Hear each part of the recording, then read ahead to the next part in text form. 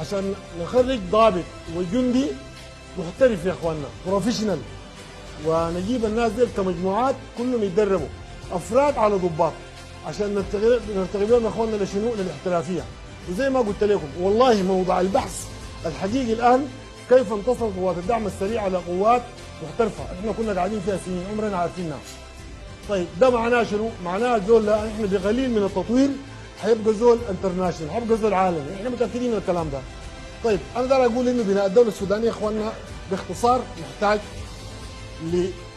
لبناء دوله شامله في الدراسات الاستراتيجيه، يكون عندنا قوه عسكريه محترفه زي حسن الناس على بروفيشنال، قوه امنيه محترفه، دايرين قوه سياسيه محترفه، دايرين قوه اعلاميه، قوه يا جماعه، الاعلام ده اضافوه كقوه لتاثيره يا جماعه.